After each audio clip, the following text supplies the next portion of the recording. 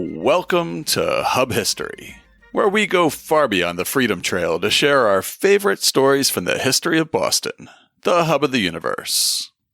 This is episode 321, Drinker, Draftsman, Soldier, Spy.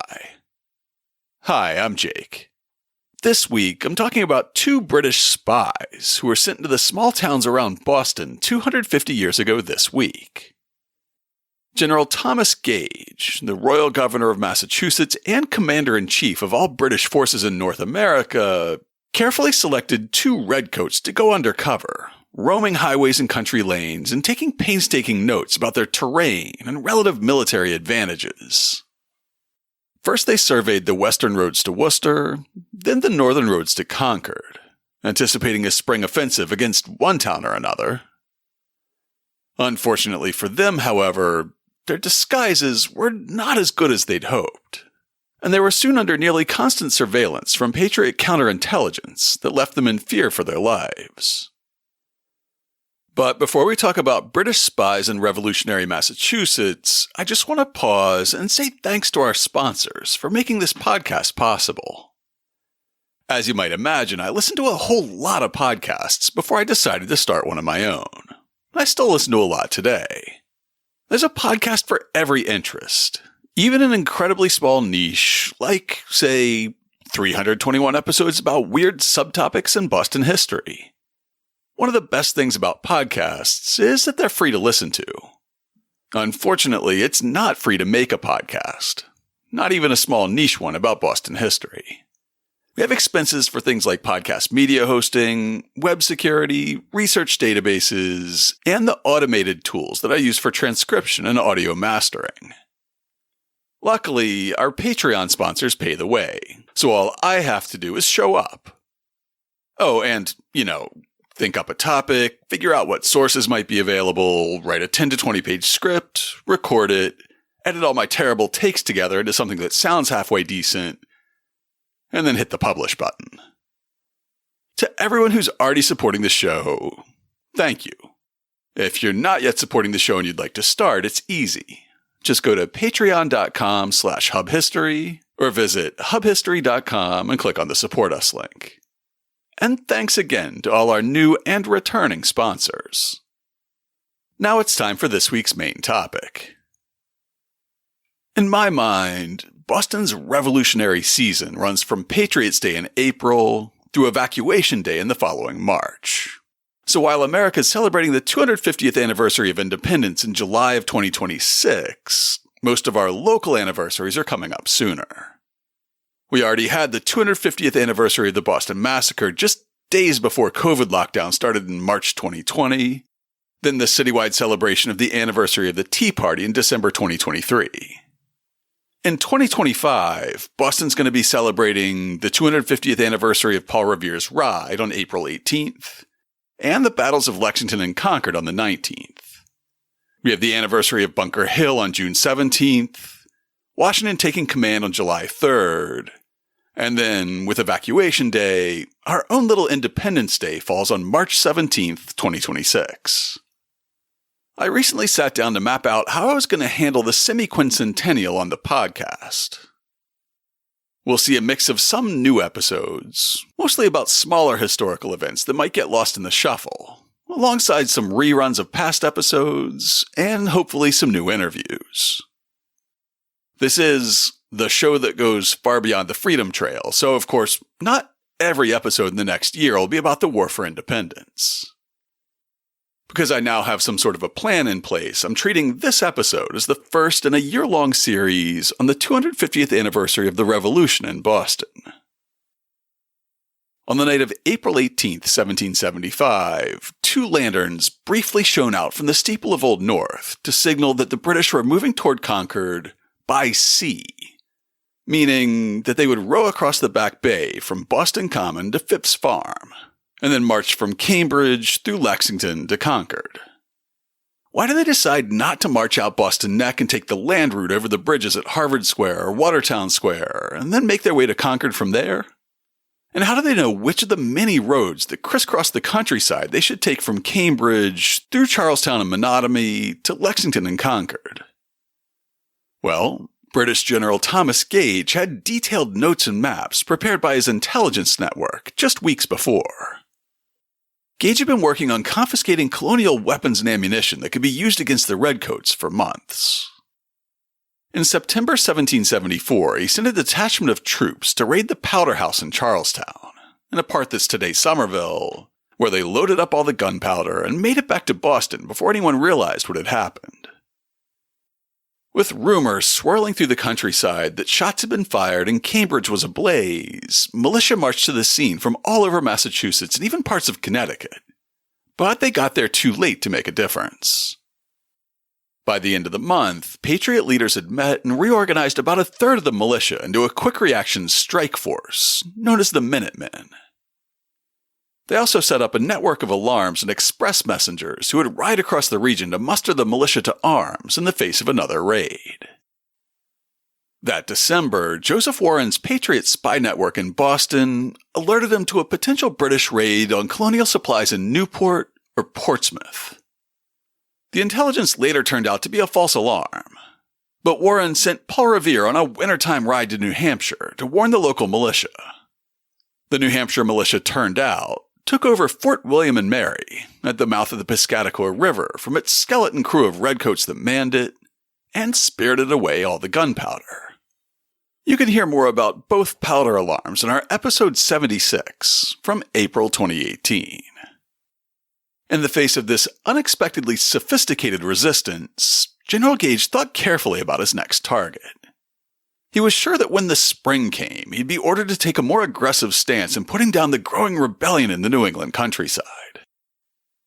There were a few potential objectives for this spring campaign, but one of the most obvious was Worcester.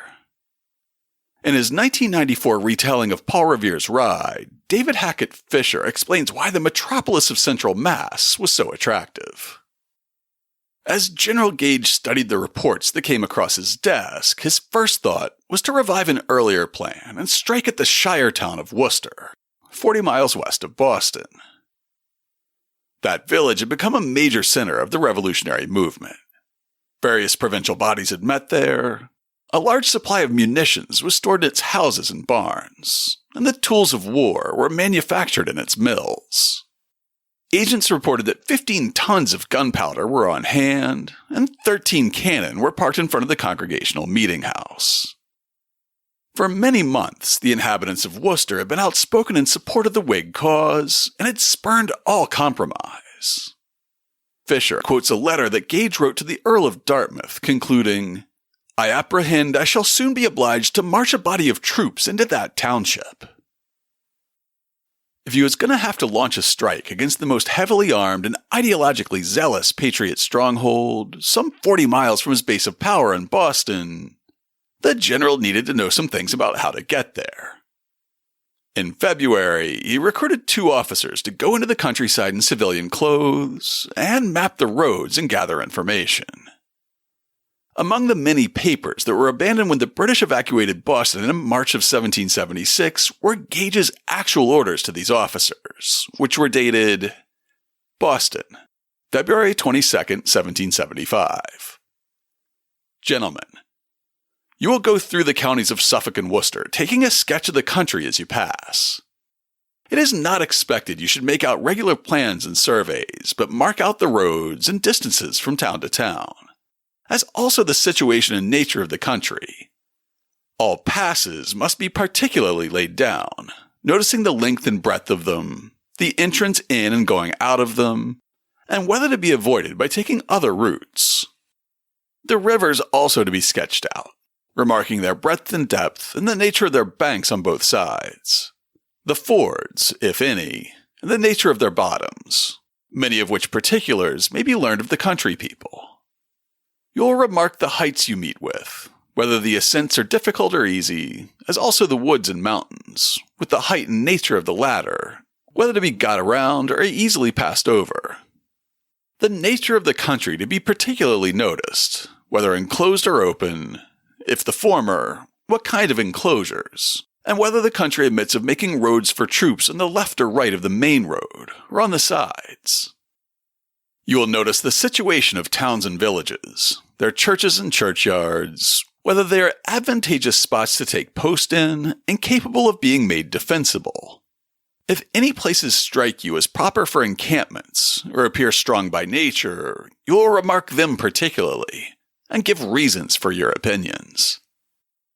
It would be useful if you could inform yourselves of the necessaries their different counties could supply, such as provisions, forage, straw, etc., the number of cattle, horses, etc. in the several townships. I am, gentlemen, your most obedient humble servant, Thomas Gage. On his excellent blog, Boston 1775, J.L. Bell has identified the two men chosen for the job as Henry de Bernier and William Brown. De Bernier was an Irish descendant of French Huguenot refugees. He enlisted in the British Army in 1770 as an ensign, which is the equivalent of the modern second lieutenant rank in the U.S. Army, making him, quite obviously, a soldier. He was assigned to the 10th Regiment of Foot and quickly sent to America, where he was stationed along the Niagara River in 1773. Bell points out that he made detailed sketches of Niagara Falls, Fort Niagara, Fort Erie, and Detroit, indicating that he was an experienced draftsman, which made him perfect for this scouting mission into the rebellious countryside. On the blog, Bell points out that de Bernier is a much easier name to track down than Brown is, but he was able to identify the other scout as William Brown of the 52nd Regiment. It's unclear when he enlisted, but he was promoted to captain by 1771. By the late winter of 1774 to 1775, British authority in Massachusetts only extended to the city gates at Boston Neck, or as far as a musket would fire from the nearest British patrol. General Gage was nominally the governor of the colony, but the Whigs who effectively controlled it had set up a provincial congress that served as the shadow government of the colony in the fall of 1774. In response to the hostile population around Boston, General Gage deployed an extensive intelligence network. In his book on Paul Revere's Ride, David Hackett Fisher wrote, "In the winter and spring of 1774 and 1775, 2 months before Gage's secret orders to seize colonial arms and patriot leaders arrived, his staff began to collect information about eastern Massachusetts. Every officer in the garrison with knowledge of the countryside was ordered to report to headquarters. Loyalist agents were actively recruited. They began to send a steady flow of information on provincial politics and military affairs. While they weren't going into a foreign country, Gage's scouts would need to infiltrate hostile territory under false pretenses, while in disguise and out of uniform. That makes them spies, at least by any common definition of the word. De Bernier kept detailed notes on the mission, which were left behind in the confusion of the British evacuation from Boston and published in 1779. His account begins, "We set out from Boston on Thursday, February 23rd, disguised like countrymen, in brown clothes and reddish handkerchiefs around our necks. At the ferry of Charlestown, we met a sentry of the 52nd Regiment, but Captain Brown's servant, whom we took along with us, bid him not to take any notice of us, so that we passed unknown to Charlestown. From there, we went to Cambridge, a pretty town with a college built of brick. The ground is entirely level on which the town stands. We next went to Watertown and were not suspected. It's a pretty large town for America, but would be looked upon as a village in England. It took me a little bit of time to work out who Captain Brown's servant was, because in that era, the word servant sometimes meant a free white person who earned wages, and sometimes it meant an enslaved black person. In this case, the servant was an enlisted soldier in Brown's 52nd Regiment, a white man named John. After leaving Watertown Square, the 3 British scouts worked their way west on the Boston Post Road. I want to do a whole episode about the Post Road one of these days, so I won't go into a ton of detail here, but it was basically our first interstate. The route was formally laid out in the 1670s, in many cases following an older Pequot trail. It leads from Boston, out through Sudbury, down toward Worcester, then out to Springfield. From there, it follows the valley of the Connecticut River to Hartford, before veering off to New Haven and then hugging the coast until it reaches Manhattan. Built to ensure that mail service could run between Manhattan and Boston all the year round, it was the first publicly maintained road for much of the route that it followed. It was the main overland route between Boston and New York for centuries. Their first major stop would be a tavern on the Watertown-Waltham town line.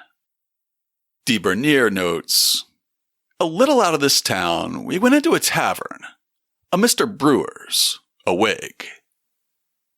On his blog, Boston Rambles, Gary Denton points out that calling the proprietor John Brewer a Whig was a major understatement. Born in Framingham in 1726, Brewer gained military experience at an early age.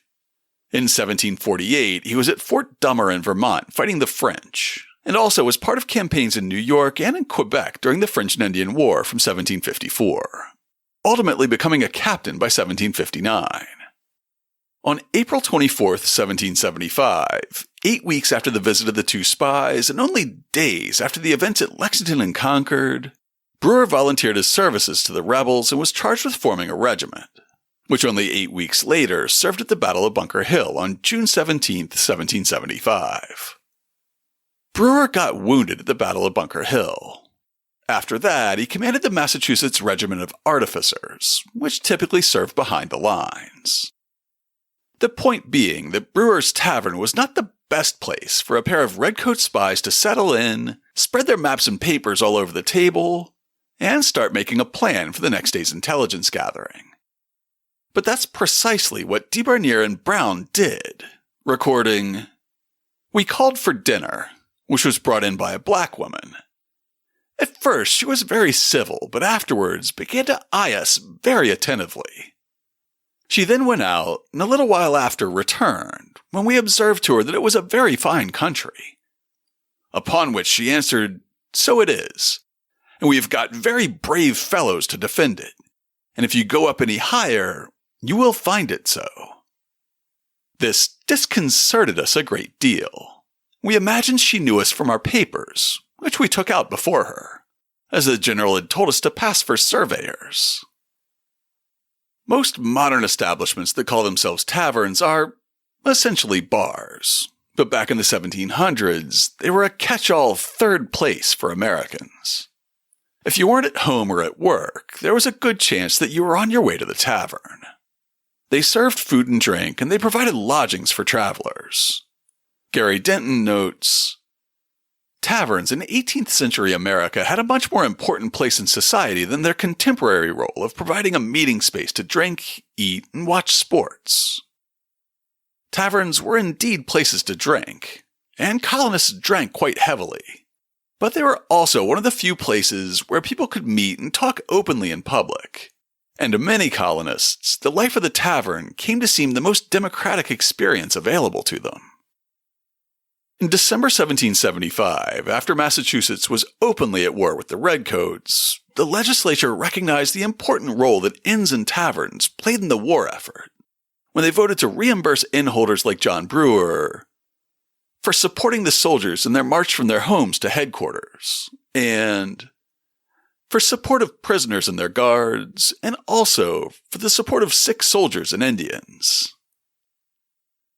Brewer had opened his tavern in 1770, at the corner where the road to Menotomy split off from the post road. Today, Menotomy is Arlington, Mass., the post road is US Route 20, or Main Street in Waltham, and the road that splits off toward Menotomy is Warren Ave. The original site of Brewer's Tavern was on the south side of that intersection, on the grounds of Gore Place, the very Monticello-esque home of Governor Christopher Gore. Around the time that Gore bought the property, half the original Brewer Tavern was moved across the post road, where it continued as a tavern under new management. The original building was demolished in the 1920s, but there's still a Brewer's Tavern on the north side of the intersection today. Gary Denton visited it so you don't have to, writing, "Today, a modern John Brewer's Tavern exists almost directly across the street from the original tavern, on Main Street in Waltham, just over the Watertown border.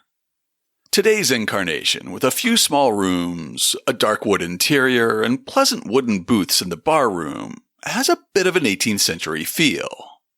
However, the televisions on virtually every wall, disgorging a steady stream of college basketball games, dispel any sense of traveling through time.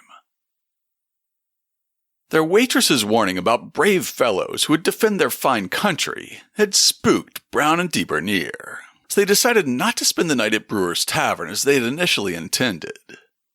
Instead, their account continues, "Accordingly, we paid our bill, which amounted to £2 odd shillings. They attempted to pay in English pounds sterling, and the conversion to colonial paper money had to be explained to them. After we had left the house, we inquired of John, our servant, what she had said. He told us that she knew Captain Brown very well, that she had seen him 5 years before at Boston and knew him to be an officer, and that she was sure I was one also, and told John that he was a regular. He denied it, but she said she knew our errand was to take a plan of the country, that she had seen the river and rode through Charlestown in the paper. She also advised him to tell us not to go any higher, for if we did, we should meet with very bad usage." Having to inquire of John what the waitress had said to him indicates that they had him sit separately from them, as it would have been unheard of in the British class system for an enlisted man to dine at the table with his commanding officers, or for a servant, free or enslaved, to join his master. They soon realized that that was a mistake, one of many they had made, with Charles Holman noting in a 2006 article, "In spite of their failure to achieve anonymity, this abortive first foray had been a useful learning experience, and the two Britons remained determined to go on with the mission. Many brother officers were jealous of them because they had been chosen for this assignment, and they would look foolish if they turned back after their first day abroad." They also decided, however, to avoid being observed surveying if they could help it. No spreading of maps on the table.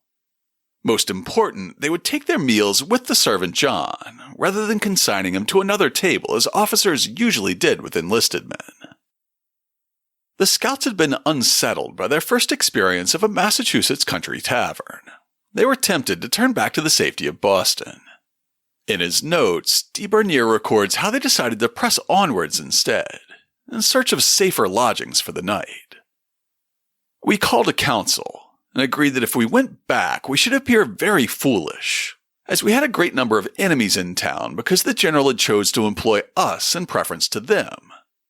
It was absolutely necessary to push on to Worcester, and to run all risk, rather than go back until we were forced. Accordingly, we continued our route and went about 6 miles further. We met a country fellow driving a team, and a fellow with him whom we suspected to be a deserter. They both seemed very desirous to join company with us, and told us, upon our saying we were going towards Worcester, that they were going our way. As we began to suspect something, we stopped at a tavern at the sign of the Golden Ball, with an intention to get a drink and so proceed. But upon our going in, the landlord pleased us so much, as he was not inquisitive, that we resolved to lie there that night. So we ordered some fire to be made in the room we were in, and a little after, to get us some coffee. He told us that we might have what we pleased, either tea or coffee. The offer of tea was a coded message. In his article, Holman says, "Since the imposition of the tea tax, and especially since the Boston Tea Party in December 1773, no self-respecting Whig landlord would offer his guests tea.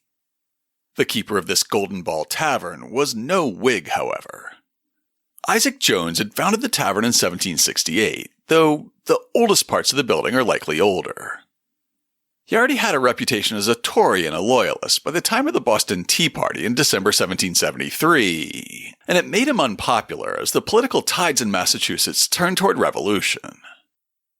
In March of 1774, less than a year before our scouts showed up and asked for a cup of tea, local patriots organized a Weston Tea Party, where they painted their faces and ransacked the tavern in search of tea. They didn't find any tea, but they did steal most of Jones's liquor on the way out.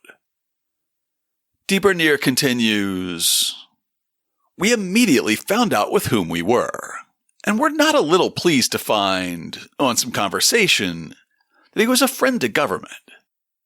He told us that he had been very ill used by them some time before, but that since he showed them that he was not to be bullied, they left him pretty quiet." The Golden Ball Tavern still stands in Weston, along a section of the Boston Post Road that modern Route 20 bypasses. The next morning, the scouting party continued toward Worcester, after asking Jones to recommend a friendly tavern further down the road, and selecting Buckminster's Tavern in Framingham as their destination for the night.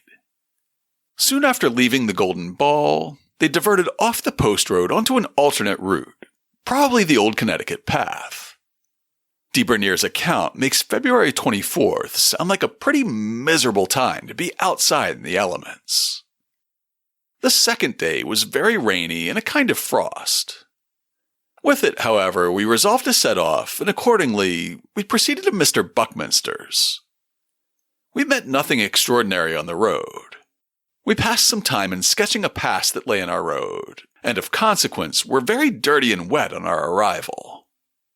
Their tavern that night stood near the corner of today's Union and Main Streets in Framingham, where a statue of a Minuteman today overlooks a rotary.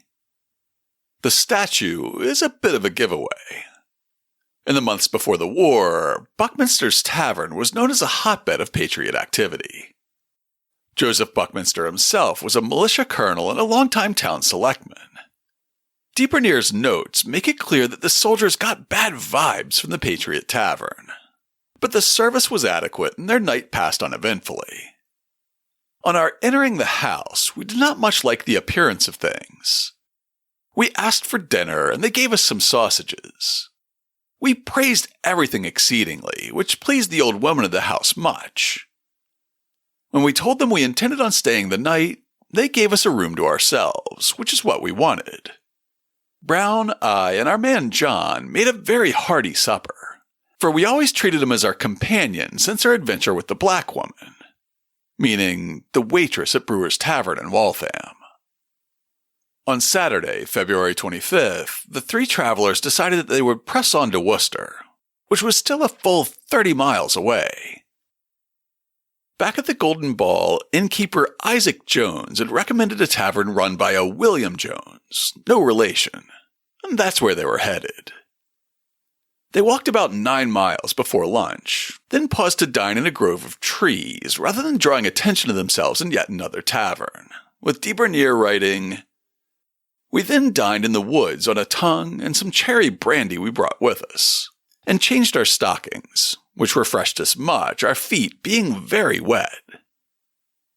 They got a bit lost after lunch, wandered into Southborough, and eventually passed through Shrewsbury to the outskirts of Worcester. They stopped to sketch a narrow spot along the road. They stumbled into William Jones's Tavern after 5 p.m., dirty, exhausted, and happy to pass an uneventful evening. Luckily for them, they wouldn't be able to travel on the Sabbath without attracting unwanted attention, so it forced them to rest and regroup, with De Bernier writing, "The next day being Sunday, we could not think of traveling, as it was contrary to the custom of the country. Nor dare we stir out until the evening because of meeting, and nobody is allowed to walk the streets during divine service without being taken up and examined, so that, thinking we could not stand the examination so well, we thought it prudent to stay home, where we wrote and corrected our sketches. The landlord was very attentive to us, and on our asking what he could give us for breakfast, he told us tea or anything else we chose. That was an open confession what he was, but for fear he might be imprudent, we did not tell him who we were, though we were certain he knew it. In the evening we went round the town, and on all the hills that command it sketched everything we desired, and returned to the town without being seen. Brown and De Bernier weren't as incognito as they had hoped, and that evening Jones came to their room and said that 2 men were waiting downstairs to talk to them. The landlord vouched for these 2 interlopers, but the scouts decided to stay in their room and wait them out. It turned out that they were two loyalists who had heard that British officers were staying at the tavern and wanted to complain about how their patriot neighbors were treating them. But Brown and de Bernier stayed in their room until they were gone. After the strangers left, Jones shared a bottle of wine with the officers and let it slip that all the loyalists in town knew that they were soldiers. They decided that they'd stuck around Worcester long enough, resolving to head back to Framingham the next morning.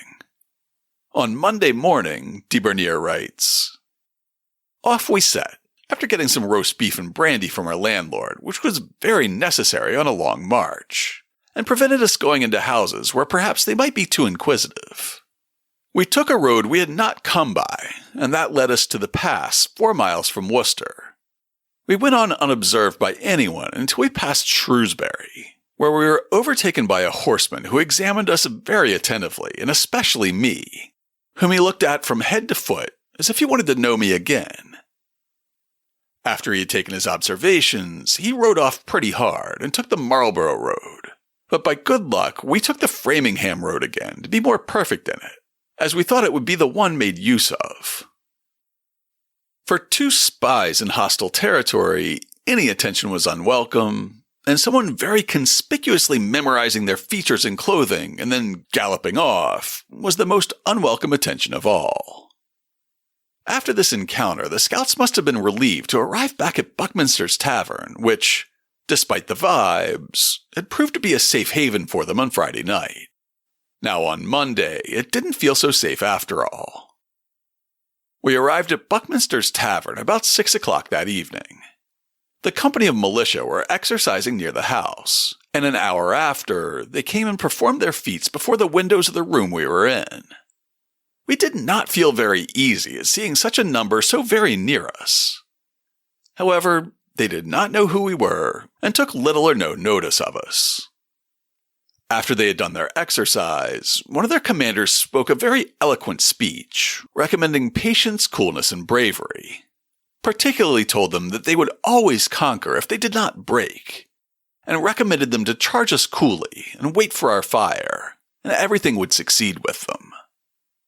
He quoted Caesar and Pompey, Brigadiers Putnam and Ward, and all such great men, put them in mind of Cape Breton and all the battles they had gained for His Majesty in the last war, and observed that the regulars must have been ruined but for them. After so learned and spirited a harangue, he dismissed the parade, and the whole company came into the house and drank until 9 o'clock, and then returned to their respective homes full of pot valor.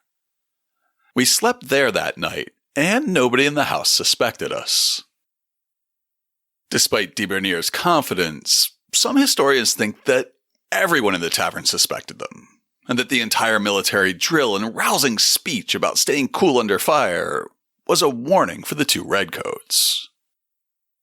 On Tuesday, the party continued their retreat, falling back to the Golden Ball in Weston. Word was quickly spreading of the 3 phony surveyors abroad on the roads, and tavern keeper Isaac Jones warned them that they should wrap up their mission and head back to Boston immediately.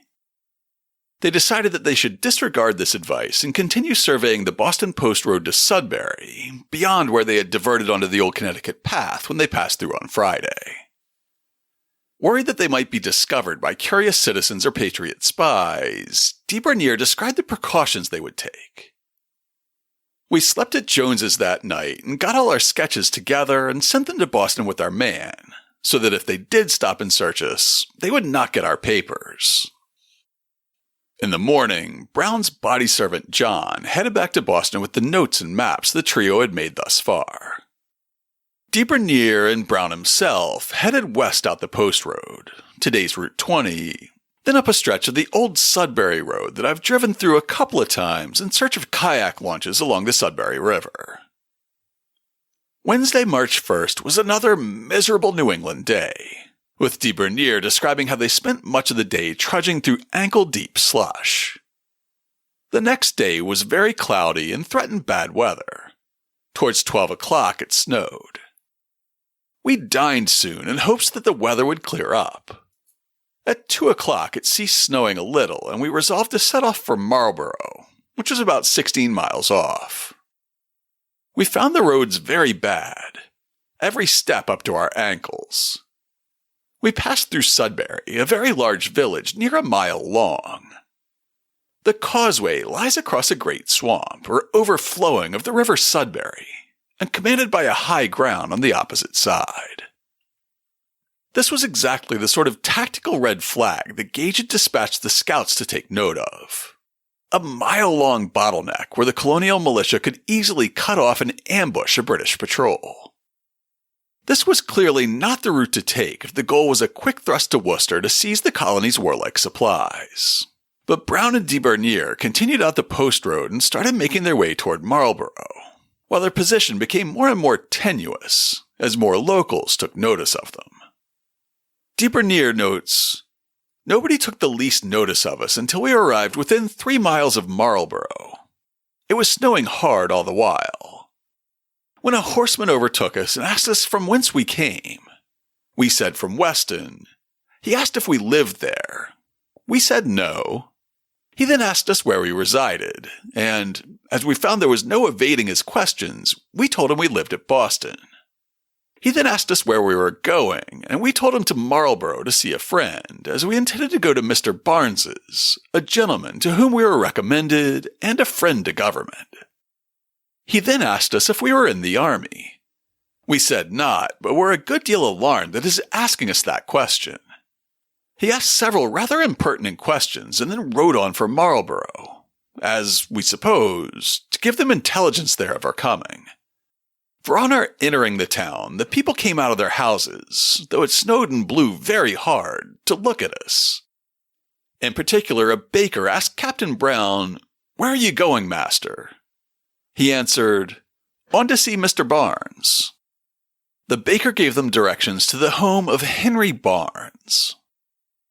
Longtime listeners will remember Henry Barnes as a distiller and a manufacturer of pearl ash or potassium carbonate, which was used as a leavener before the invention of baking powder. He also enslaved Prince Dumas, the gifted black portrait painter who we featured back in episode 229.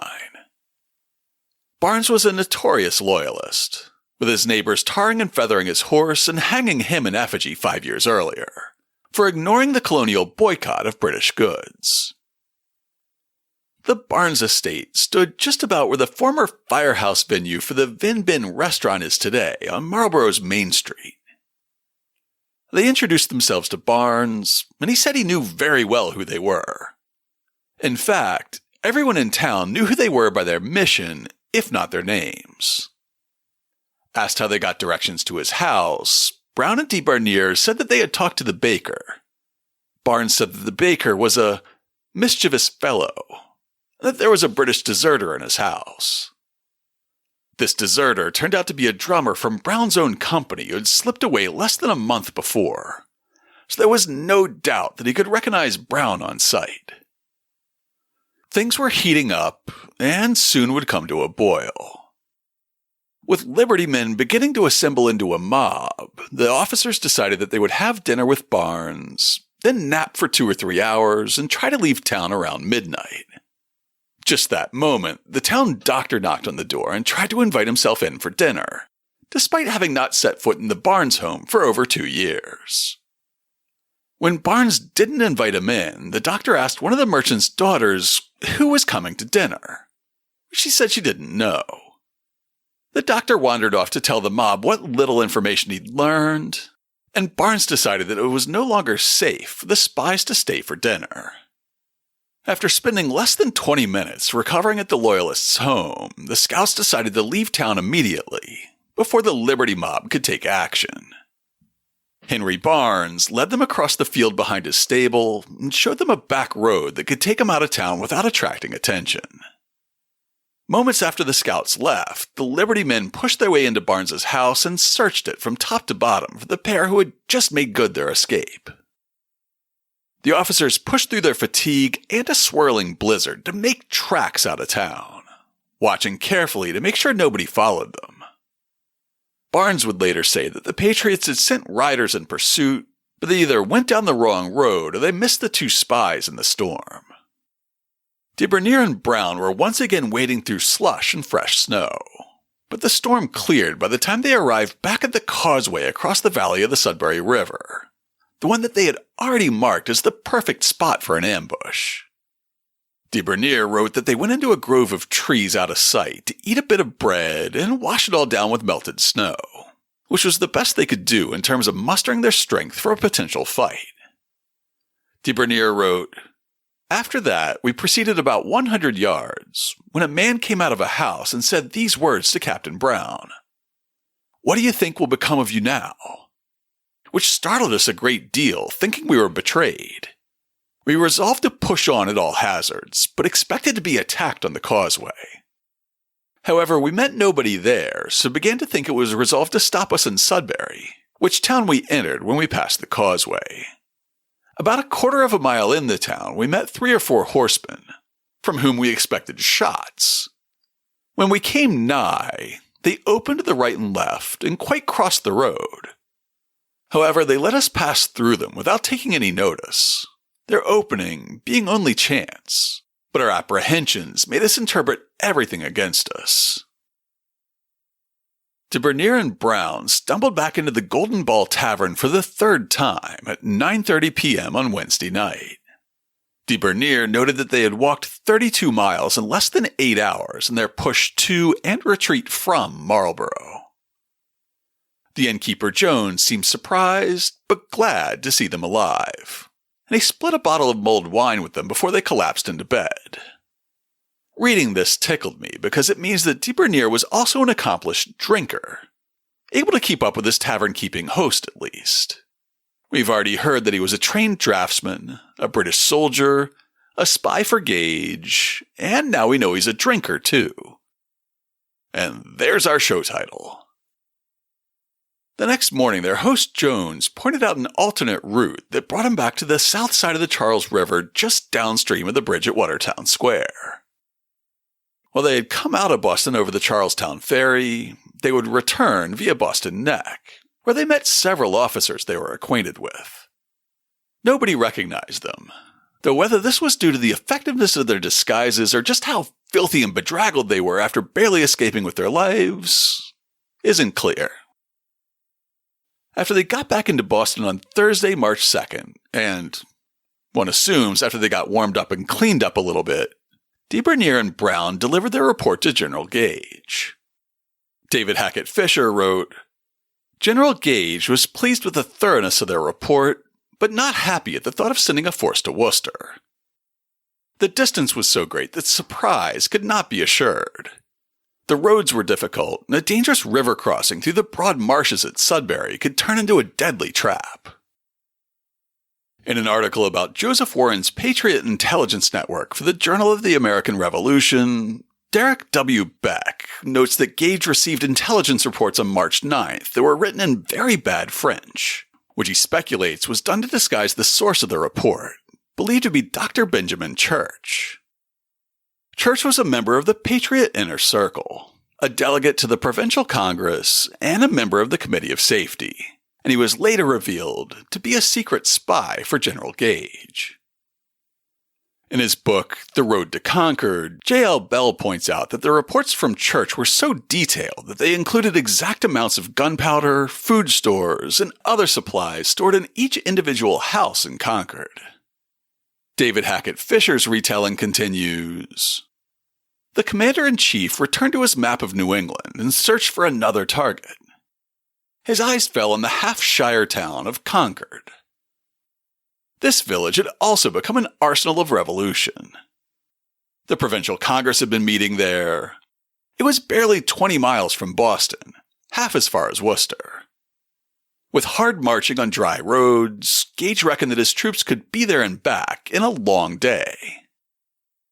Not much more than 2 weeks after their harrowing journey through the Worcester countryside, General Gage ordered De Bernier and Brown to undertake another mission, this time to the Patriot stronghold in Concord.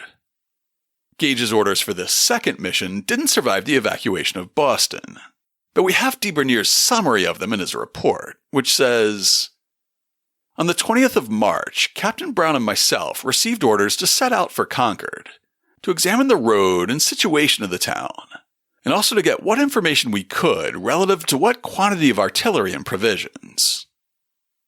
While they had taken the Charlestown Ferry on February 23rd, the scouts went out of Boston through the gates at Boston Neck on Monday, March 20th.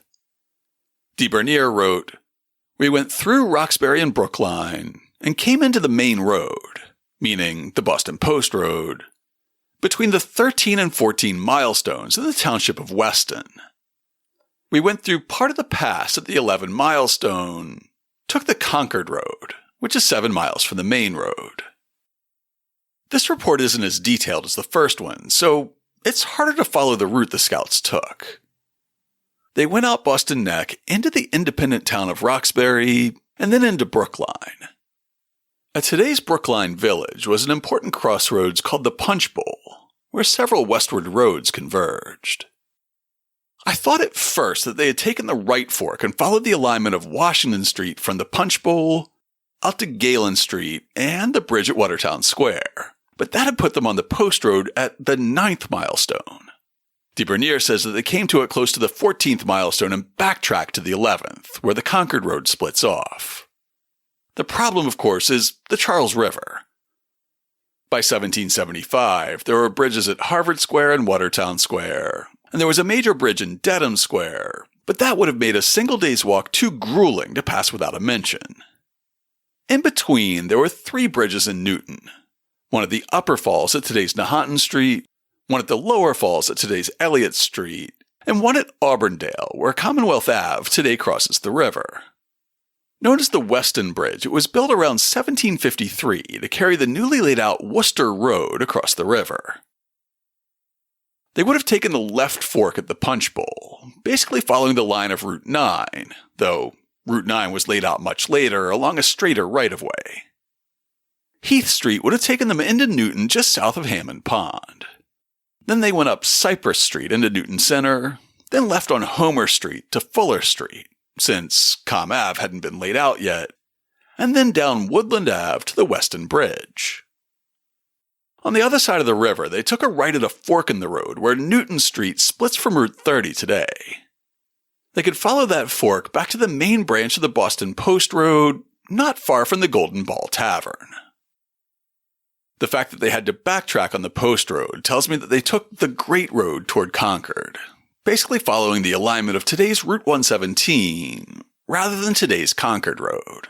But somebody who knows the geography out there could correct me. It took me over 8 hours of research to write those last 2 paragraphs, if you're wondering what the life of a podcaster's like.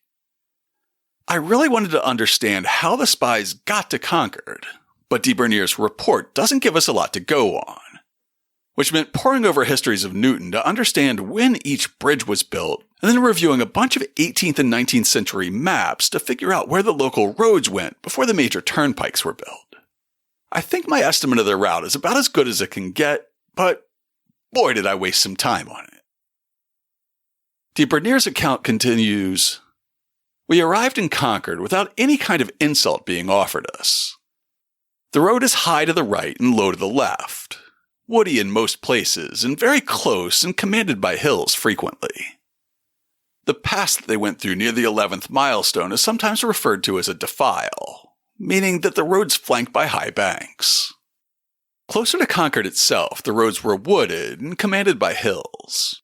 None of that would be good for an approaching army that was trying to avoid ambushes." Brown and De Bernier were apparently impressed with the warlike preparations underway in Concord.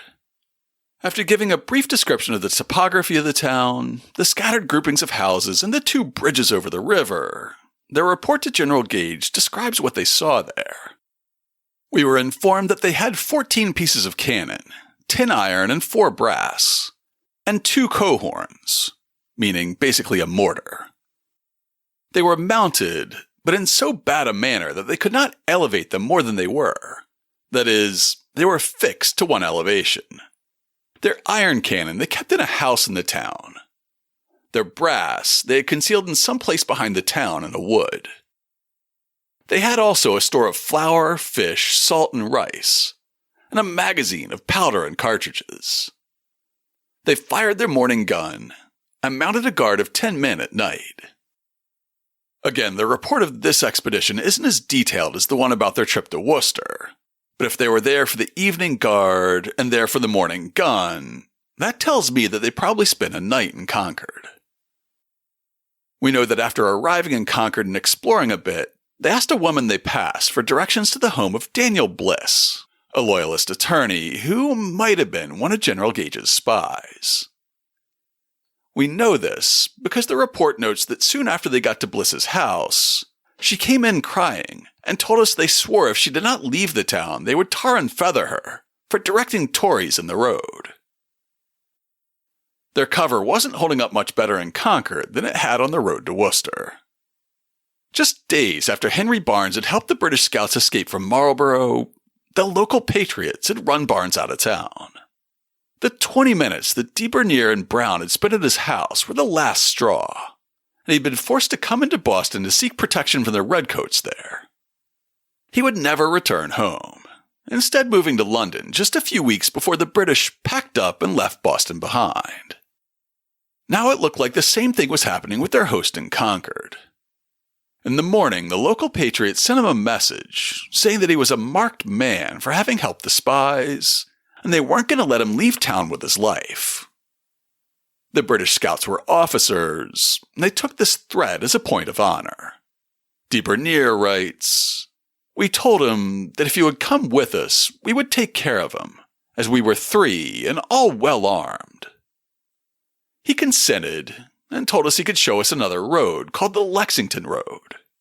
We set out and crossed the bridge into town, and of consequence, left the town on the contrary side of the river to what we entered it. With the help of 2 disguised redcoats, Daniel Bliss made his escape. He would later become a redcoat himself, joining the British Army after the outbreak of war in his own hometown. Like Henry Barnes, the house and property belonging to Bliss would be confiscated by the state under the Massachusetts Banishment Act, so he settled in New Brunswick after the war ended. Those were problems for later. For now, the party still had to make its way into Boston along this alternate route that Bliss had found for them. De Bernier continued to make notes of their journey, writing, "The road continued very open and good for 6 miles. The next 5 a little enclosed. There is one very bad place in this 5 miles. The road good to Lexington. You then come to Monotamy. The road still good. A pond or lake at Monotamy. You then leave Cambridge on your right and fall into the main road a little below Cambridge, and so to Charlestown. The road is very good almost all the way." Unlike the route they had taken to Concord, through the pass or defile and along roads commanded by high ground on all sides, this road was very open and good. J.L. Bell put some effort into locating the one very bad place de Bernier mentions and concludes, "The area between Liberty Heights and the Mill Brook in East Lexington indeed seems to be the best candidate, about where Wicked Bagel sits." One very bad place aside, this was the route the redcoats eventually followed for their raid on Concord on April 19, 1775. And it was along this road in Monotamy and Lexington where the bloodiest fighting of the day took place. When the British came back to Concord on that fateful April day, Captain Brown was commanding a company of light infantry, skirmishers whose closest modern equivalent would be the 75th Ranger Regiment. His company was among 3 that crossed the North Bridge and searched Barrett's Farm, which was the furthest British incursion into Concord that day. Henry de Bernier was also there, serving as a scout and advisor to the regimental colonel in charge of the raid, Francis Smith. De Bernier's notes about the fighting on that day were also captured, along with his reports about the scouting missions in the months before the battle. As I mentioned at the top of the show, de Bernier's reports, his account of the Concord battle, and his copy of Gage's order for the February mission were all captured in 1776 and published in Boston in 1779. Amazingly, his map of the countryside around Concord that he drafted after the second mission in March was rediscovered in the collection of the Library of Congress and identified as de Bernier's work in 2016. Ed Redmond was a reference specialist in the map division of the Library of Congress, and he wrote extensively about historic maps, especially ones from the 18th century. In a post that he published to mark the 241st anniversary of Paul Revere's ride in 2016, he describes how he connected a hand-drawn map with no known author to General Thomas Gage's Spies from the winter of 1775. Several years ago, I stumbled across an unsigned manuscript map with the supplied title of Roxbury to Concord, Roads and Distances, etc. At first glance, the unassuming map appears to simply depict the roads from Roxbury to Concord, but when paired with another primary source from the library's collections, a larger, untold story of British spies skulking about the Lexington and Concord countryside emerges. All of the towns mentioned in the text, including Brewer's Tavern, appear on the manuscript map. All the towns mentioned in the text, with the exception of Lexington, appear on our map. Additionally, the distances between the towns are laid down on the map and correlate with the figures given in the text, even though the map isn't drawn completely to scale. Unfortunately for that British column on April 19, 1775, the road from Concord to Lexington that D. Bernier and Brown fled down on the morning of March 21st, and that Colonel Smith marched the men up on April 19th, does not appear on this map. To learn more about D. Bernier and Brown, check out this week's show notes at hubhistory.com/321. I'll have a link to the reports of Henry D. Bernier that give us a first-hand account of his intelligence-gathering missions into the Massachusetts countryside in 1775. I'll also include the map that D. Bernier prepared and Ed Redmond's article about how it was traced back to its creator. I'll include maps that show the rough outlines of the roads that the spies followed and that I spent way too much time puzzling over, as well as one that shows the key Boston Post Road milestones of the era. I'll link to Charles Holman's 2006 article about the spies that originally appeared in the journal Military History, as well as Gary Denton's article about Brewer's Tavern and his attempts to recreate Brown and D. Bernier's treks along the Post Road. I think that instead of linking to all the individual posts from J.L. Bell's Boston 1775 blog that helped point me in the right direction this week, I'll instead link to the tag there for Henry D. Bernier, which will lead you to his many insightful articles. Big thanks also to J.L. Bell this week for pointing me towards the correct bridge for the March 20th mission to Concord. If you'd like to get in touch with us, you can email podcast@hubhistory.com. I still maintain profiles for Hub History on Twitter, Facebook, and Instagram, but lately, I've mostly been posting and interacting with listeners on Blue Sky, where you can find me by searching for hubhistory.com. I still haven't fully embraced Mastodon, but if that's your social platform of choice, find me over there as @hubhistory@better.boston. If none of that's your cup of tea, just go to hubhistory.com and click on the Contact Us link. While you're on the site, hit the subscribe link, and be sure that you never miss an episode. If you subscribe on Apple Podcasts, please consider writing us a brief review. If you do, drop me a line, and I'll send you a Hub History sticker as a token of appreciation. That's all for now. Stay safe out there, listeners.